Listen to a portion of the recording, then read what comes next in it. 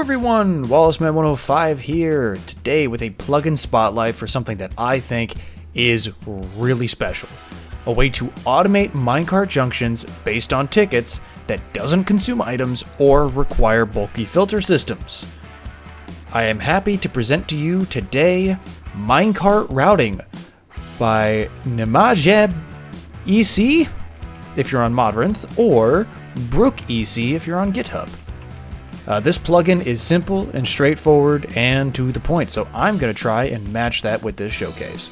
Minecart Routing adds a new feature to detector rails: color coding. As any Minecraft rail fan knows, especially if they've watched my Railtech series, detector rails are the backbone of rail technology, but they're fairly simple. On if cart, off if no cart, with some additional options for containers when paired with comparators. With this plugin, however, the possibilities are much broader. By adding 16 options without interfering with the original component, all existing tech in your rail network will continue to function, but you'll be able to add new options. So without further ado, let's talk about how it works.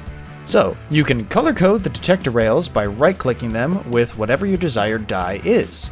And then, to invert them, right-click with an empty hand. The color-coded detector rails go hand in hand with color-coded tickets, crafted using one paper and one die. The rail checks the inventory of the player in the cart, or the cart's container, for a matching color ticket. If there's a ticket, the detector rail goes off, and if not, it stays off. Then, if you invert the detector rail, it will only go off for tickets other than the chosen color, but still won't go off if there's no ticket at all. So, you can simply create a rail switch here, load in the ticket of choice, and it works. It just works. Boom, automatic junction. That's it. That's the whole plugin. I cannot express just how much I love solutions like this, where an extremely simple implementation adds layers to an existing mechanic in a straightforward way. And the visual design is really well polished too. Since the explanation is so short for this one, I'll also show you how to hook this system up to two sample intersections. First, we're going to start with my baby, the single track ultra cheap roundabout, with the tutorial up here in the corner. So, since the detector rails have a rather short pulse length, we'll want to place them as close to the intersection as we can without interfering with it, so that's only one rail in between. We'll go in order of left, straight, and right as we back away from the intersection. To connect up your left turn, you're just going to come out here to this torch, go up a block, and to dust like that, so it's directly on top, like so. And you can see here that opens up for your left turn. Boom. The blue side is just as simple. If we come out two from here, go up one, to the side, up another one, pull redstone dust from the side of the detector rail block into that torch, throw a blue ticket in here, and straight away. The funny thing about making a right turn in this intersection is that's actually the default state, so you actually don't need this third detector rail at all. It's just there as a decorative piece to indicate where you're going. Feel free to skip it if you don't want it. Next up, let's explore how to hook this up to a double track roundabout. The tutorial for this build is here. We're going to order these detectors the same way as before: left, straight, and right. And once again, the right turn is the default state, so you don't actually need to hook anything up to that. So we're going to start by connecting the left turn, which means we're going to come down here, and we're going to place a block with a repeater running into it there, and a block up, and over, like so.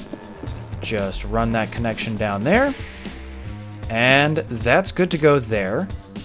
So then we're going to come down here for the straightaway, come a block down, block out, over, and that's it. That's all you need to do. If we go ahead and test here with a cart here, add in a yellow ticket, you can see 2 exits closed, so we'll end up making a right. And then here, if I put in a red ticket, you'll see that this first exit closes, allowing us to go straight forward into the red. And of course, blue is always open. A quick bit of advice here: it may vary depending on your server specific latency, but setting this repeater here on the side input between 2 or 3 ticks generally works out a little bit more stable for those left turns.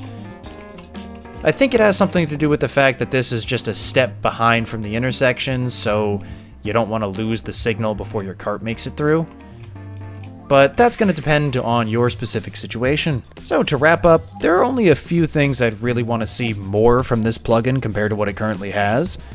I've mentioned that the pulse length of detector rails is a little short for some of the more complex designs in Railtech, so it would be cool if the color coding ones also had a longer signal duration.